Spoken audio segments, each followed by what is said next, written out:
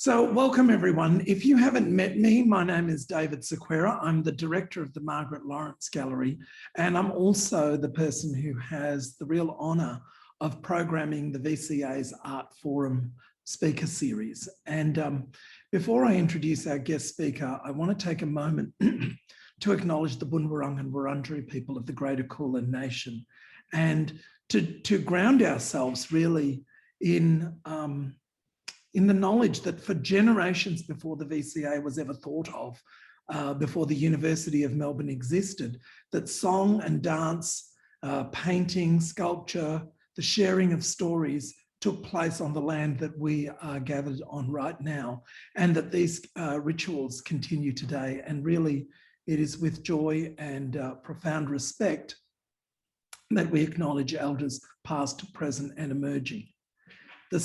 This session of Art Forum is presented in conjunction with the Melbourne Reconciliation Network. And now our speaker.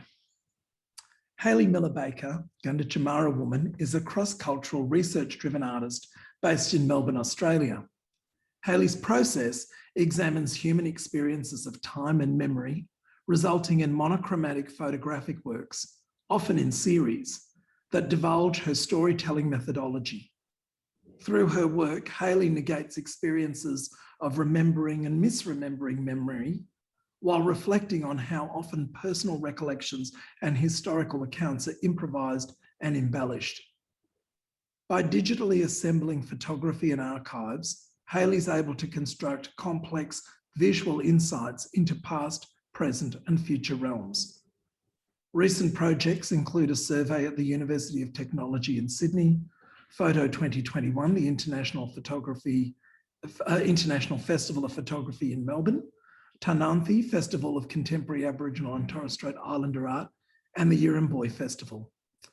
One of Hayley's most recent bodies of work, I Will Survive, has just completed its showing at the Vivian Anderson Gallery here in Melbourne, and her work will be featured in the forthcoming exhibition, The Image Is Not Nothing, curated by Ioane Scarce and Lisa Radford, here at the Margaret Lawrence Gallery in May.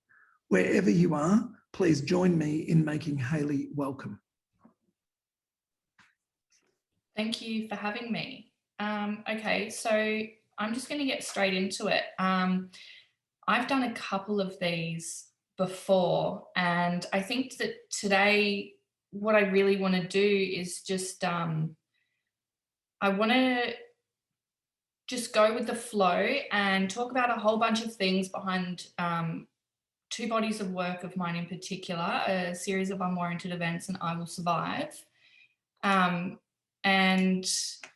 yeah, just go with what comes up. So as David said, my name's Hayley Millar-Baker, for those who don't know me or are not aware of my work.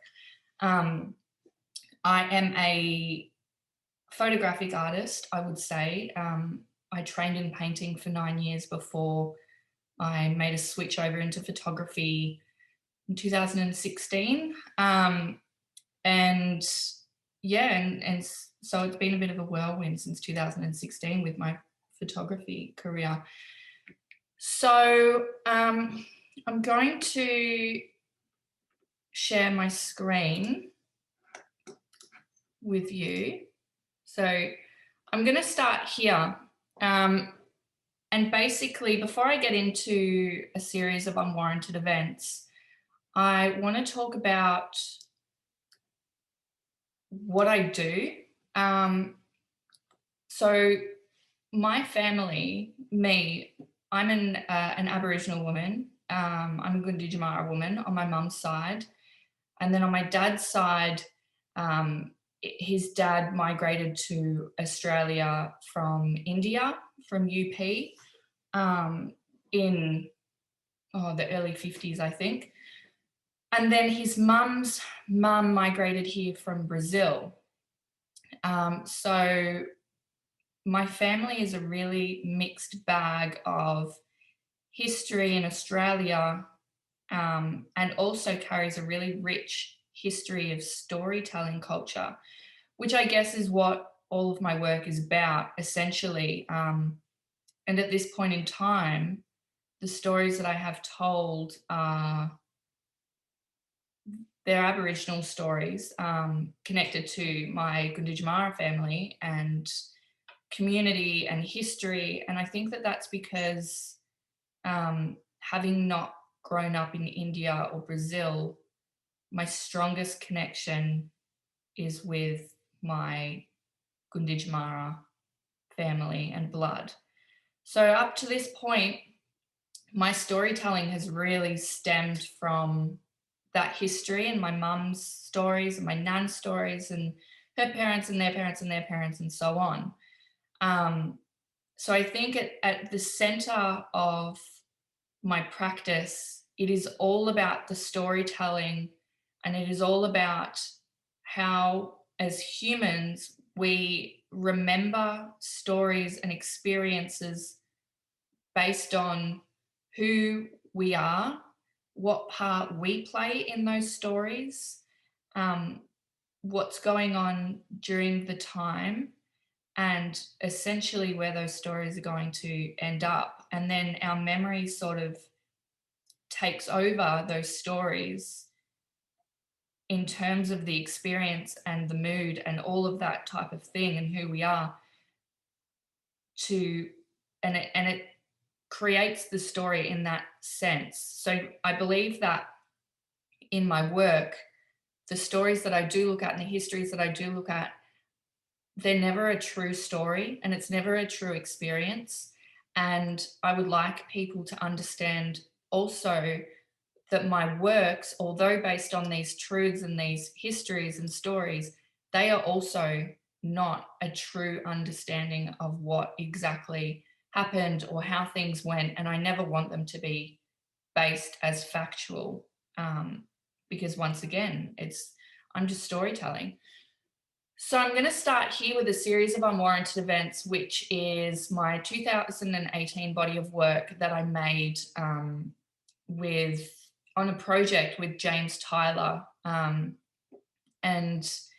this body of work came about because we're making this this project together where basically his white family were colonizers, where my whole family line were placed for 60,000 years.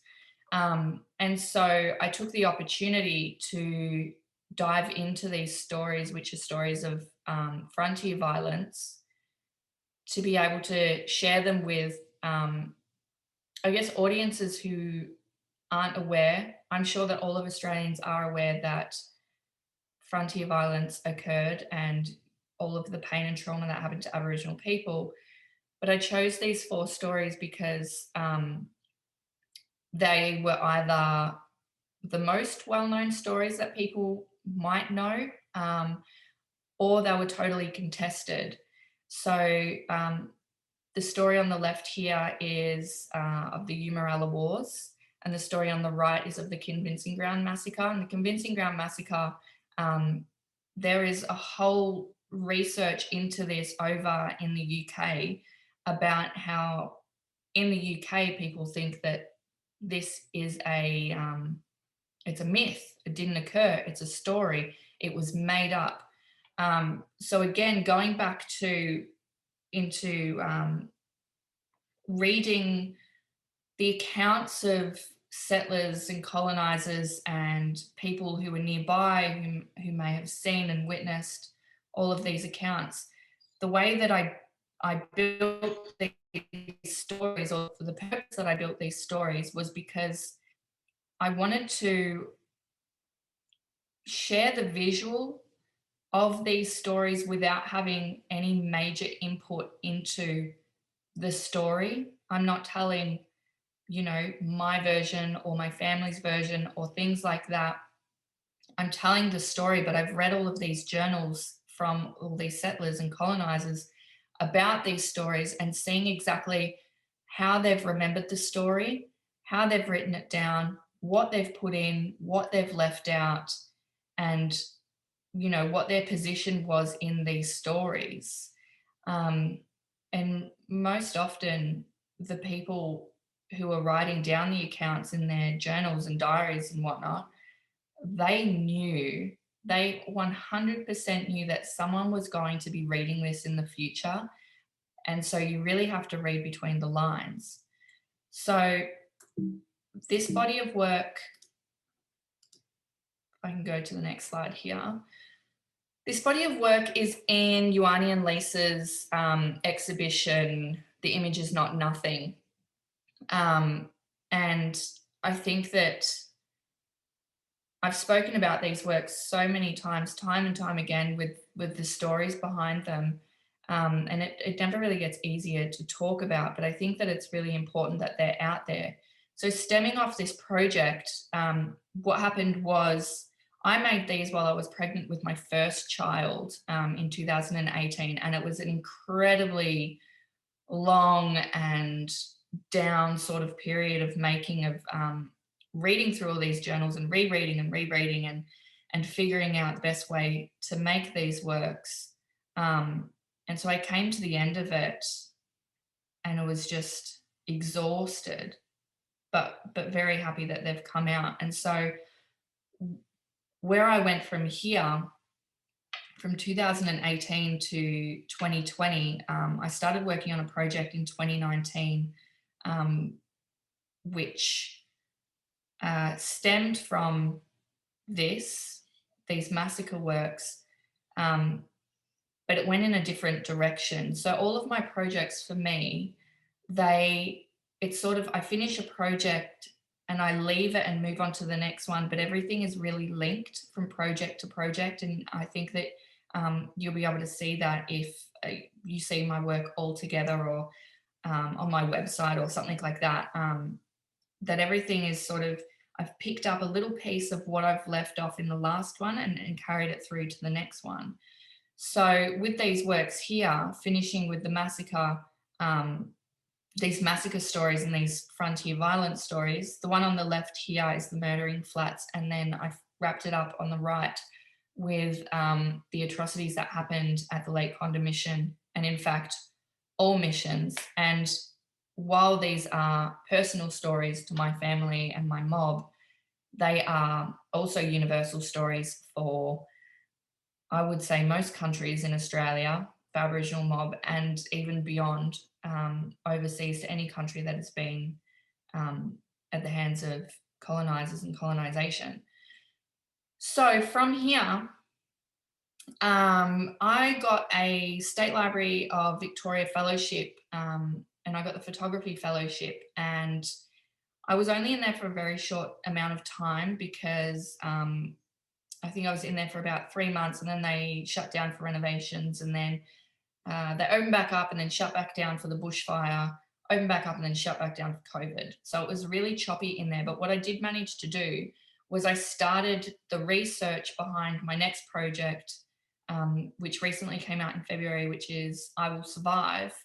And so while I was in the library at this time, I was thinking, okay, so where do I go from a series of unwarranted events, which is really, really heavy and talks about history, to how do I bring that forward and be able to leave the heaviness, a certain heaviness there where it was, and not drag it out? How do I just let that be now and push on? And so what I went and did was I went back to all of my research, because all of my work is really heavily research based. And I started reading through and rereading through all the books and journals that I was looking at for a series of unwarranted events. And I decided that I wanted to focus on the survivors of these massacres. And so I was looking into all of these accounts in these journals, and the most common survivor or survivors were women and women with children. And so I sort of looked at that and thought, you know, I can give a false narrative to these women to be able to give them a happy story, a happy ending. But I know that for most cases, there wasn't a happy ending. Like for my family, the survivor in my family, you know, they went on and were taken by a white man, ended up on mission, things like that. And so I thought about, okay, well, how far does this survival extend to? And I got this opportunity from Magazine to be able to write this poetic essay. And I guess this is where my research really knuckled down in the idea of the female survivor and the matriarch of these families, of all these Aboriginal families, and that their survival for long enough to be able to have children and them live long enough to have children, their survival is my existence. And so my ongoing existence continues to be their survival. So I wrote this poetic essay that sort of nutted out all of those ideas and that adventure of getting to where I am today through this one survival. And so from there, I was thinking, okay, so my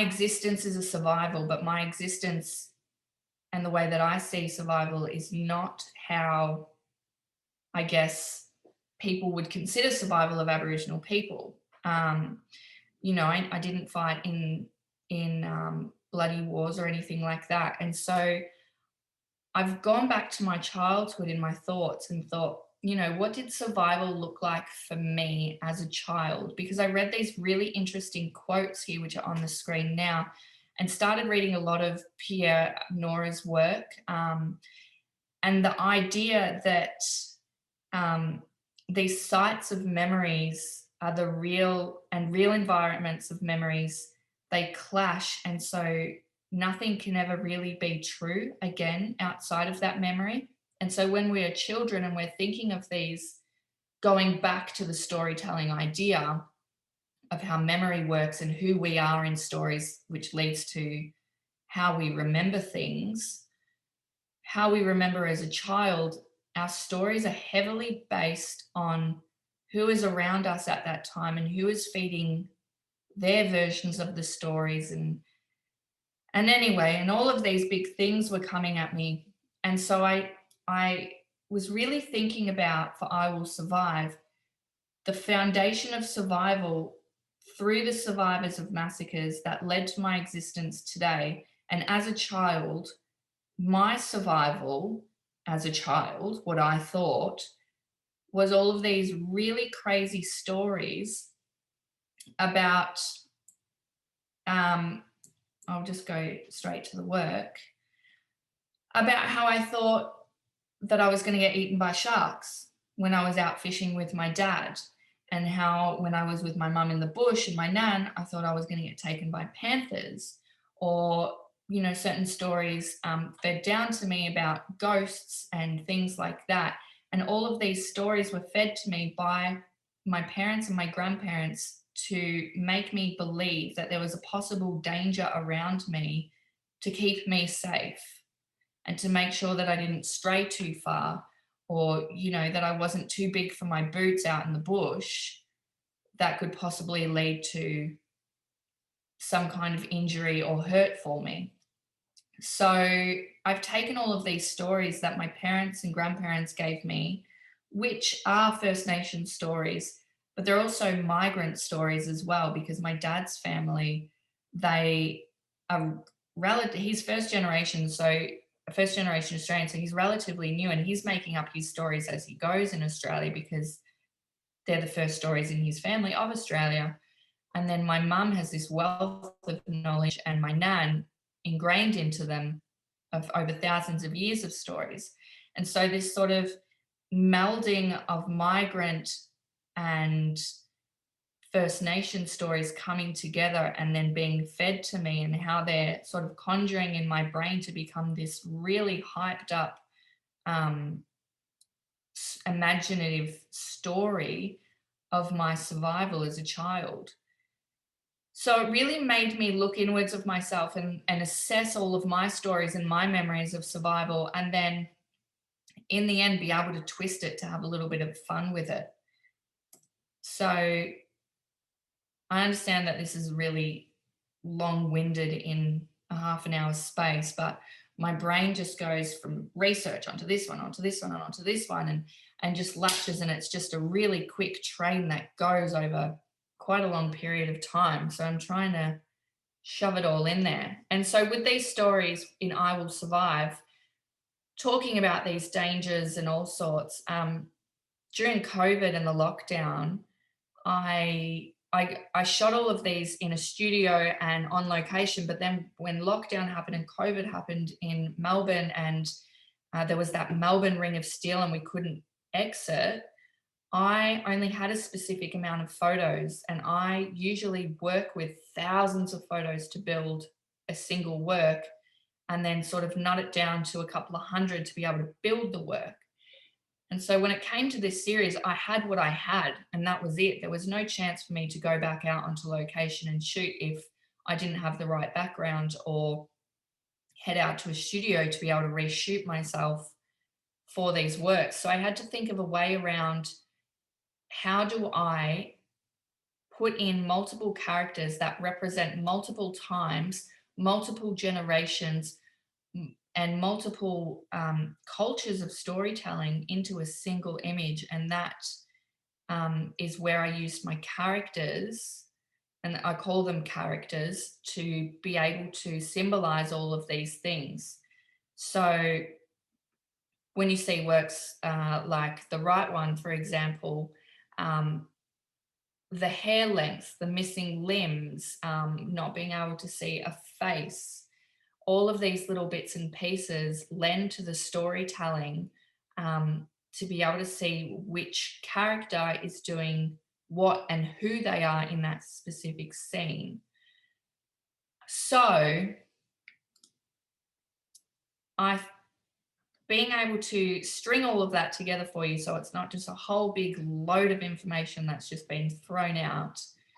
These works here are springboarded from a series of unwarranted events, and the foundation of them is the survival of the survivors of the massacres, the ones who got away and their stories were lost. They weren't able to be told. In these journals and documents, it would say a list of one woman and a child, and that was it. There was no name, there's no ongoing story. And so I brought my survival and my existence into the forefront to illustrate that the survivors of these massacres, it's brought forward to today, to be able to, you know, we exist today, and so that survival continues, whether it's through like my silly little stories of having to fight sharks and panthers and ghosts and all sorts out in the bush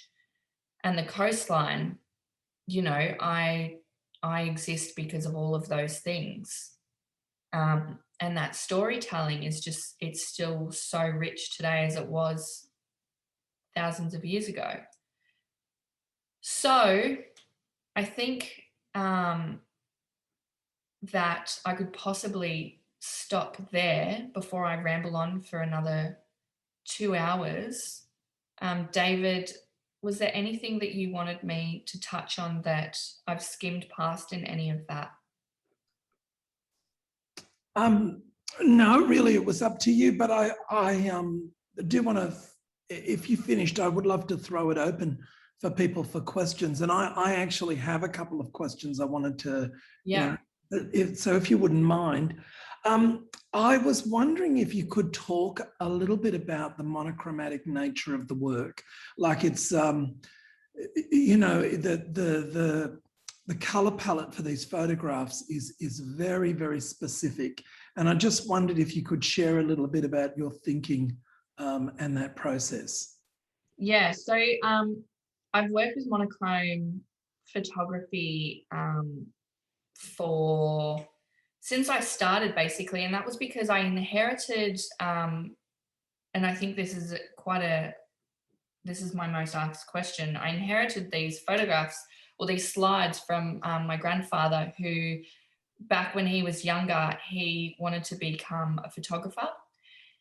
And so all of the slides were black and white, and that's where I first entered into photography. I got these slides of my mum and my nan, and they were beautiful slides, but I thought, what can I do with these? And that's where I'm the captain now was born from. But what I realized that when I was first playing with his slides for that series was that black and white allows me to bend time as much as I want. It takes away the idea of a time. Like it does lend to film photography, but film photography is around today. And if I need to, I can slip in little bits of digital photography if I need to. But it takes away a specific era. And the way that I build my photographs as well are really quite complex. Not these ones here, but if you go back and look at a series of unwarranted events, they're 300 images plus for each work, bar the whale work. Can you go back to those can you just go back to those? Yep. We can have a look at those as you're speaking. So this work here on the left, oh, sorry, I've gone one too far. On the left here, that water, the stream and that little creek that's flowing through, that is built off basically a single ripple and a very small shot of clear water. And so that little part there, that little stream is almost 100 images on its own. And so I thought, well, I believe that as soon as I enter color into these, it really complicates it because there's so much to be found in my images and so many cues and clues and little pickups that I want people to get to be able to aid them in the story and to make a decision about the story. That as soon as color comes into it, it just adds a whole other dimension of complication to be able to read it. And so by taking out the color, it gets rid of a specific era, so I can blend everything to become multi-generational, past, present, future, all at the same time. But it also aids to being able to find all these little bits and pieces that I've put in there for the audience to pick up. I do invite audience members to use the Q&A facility and pop questions in there. I've got another question, Hayley.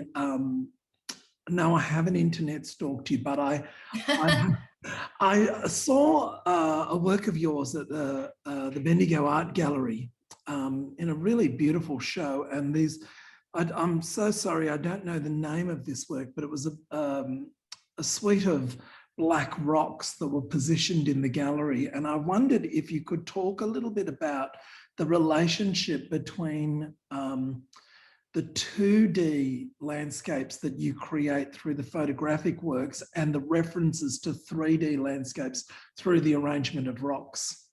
Yeah, so that work is called misremembering, and that means black country in Gunditjmara language. And basically that work was made for Yirramboi a couple of years ago in 2017 under the curators Kate Ten Buren. And so that work came just before I started with my photographic works.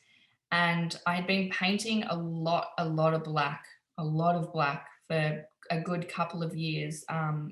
And so my monochromatic journey didn't start with the photographs, it sort of started with my painting. And so I was painting these really thick textural black paintings, and my idea to take the surface and the textural quality of the paint from the wall onto the floor through these stories, I couldn't, my connection was just straight to these rocks and straight to being able to bring there's 71 rocks, and they're volcanic and granite rocks, and they're from Wathaurong country in this big area that is just being dug up and made into estates. And so essentially I thought that I saved these rocks and brought the paint into it to conceal their identity, but to also reflect, I guess, the history of painting and the way that painting allows people to create a new reality, or a new sense of whatever reality, storytelling, whatever it's doing. You know, the painter is the author. And so to be able to bring these rocks in and have them in any sort of space. They went into Bundoora Art Gallery for quite a while, which was a strange experience because that's a protected heritage building. And to be able to put the rocks in there, I wasn't able to put them on the floor because they wanted to protect the floor from the rocks, whereas Aboriginal country was under the ground. So that was a really interesting thing. But I think that there's a strong connection between these rocks being a 3D object and my works, in that they're both really immersive. And they both, I believe, and the way that I make my work, heavily relate back to painting. All of my work heavily relates back to my painting practice, which is non-existent at this point, but I made the rocks based on bringing the paint on the wall to the floor and to be able to create an environment that was real and believable and immersive and reflected a realism and truth. But then also the way that I build my photographs is the way that I build my paintings. That was a really long-winded answer. No, it was great.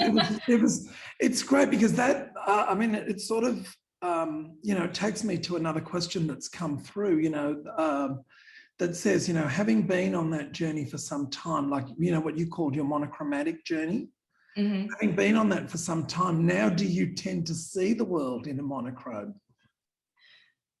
Yeah, I guess so. I mean, from a creative point of view, yes, because the way that I look at something, I always shoot in color. I always photograph in color, but I photograph in a way that I know that I'm going to be able to flip it to black and white and pull out all of the highlights and the shadows and everything that I need to.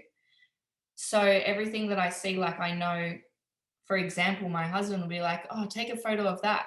And I'll look at it and, no, it's not going to work in black and white. It's not going to lend to anything that I'm trying to do and say. And yeah, everything that I do take a photo in color, I kind of feel that that is like the preliminary starting point, and that it's never, for me, it's just not, it's not completed, you know. That's my starting point.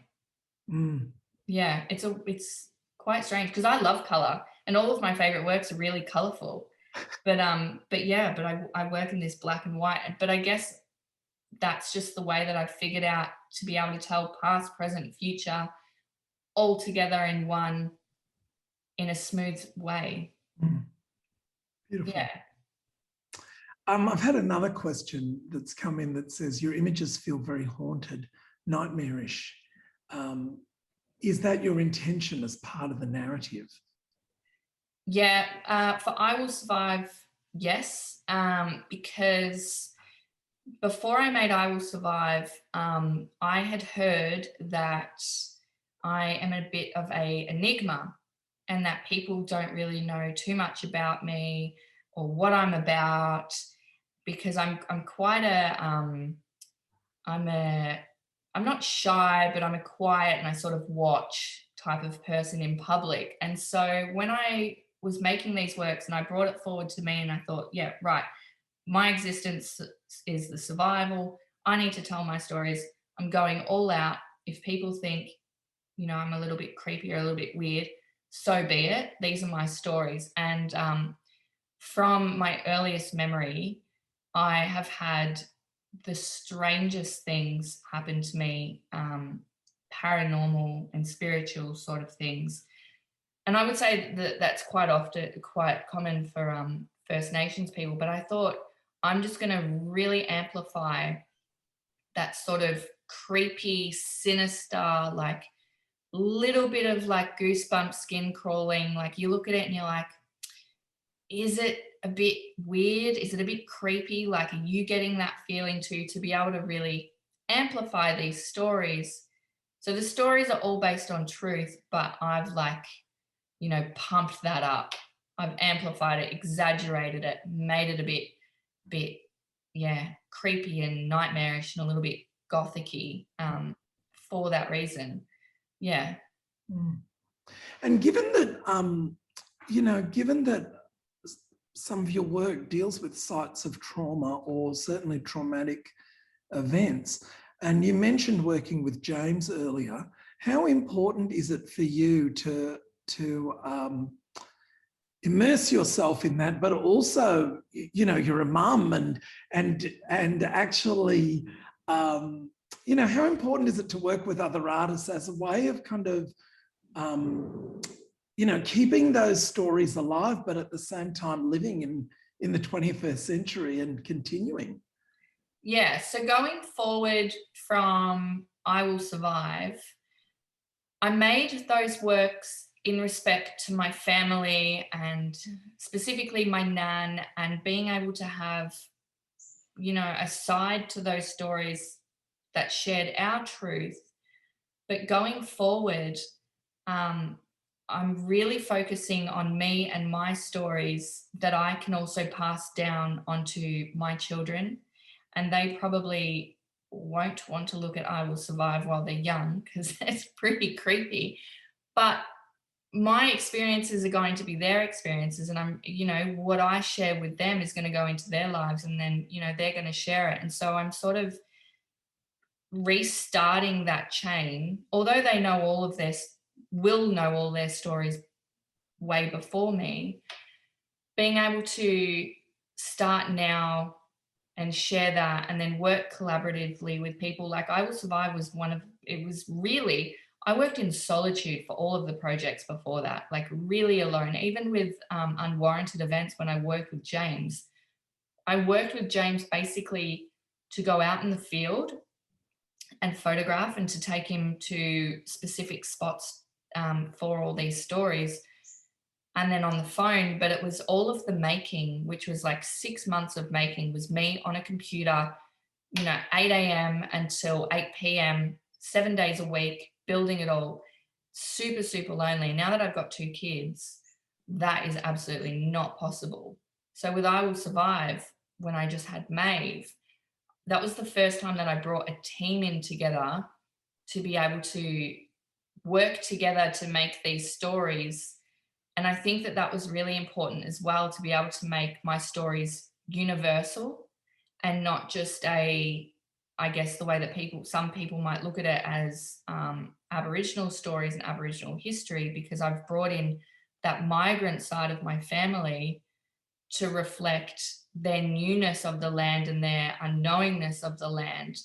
And so having this big, rich, diverse team that I had to put all of this together was super exciting. And that's something that I'm going to take forward as well, because essentially I want all of my stories to be universal. I want anyone to look at it and remember a time in their life or their memory or something that they've been told that they can, you know, attach to my work.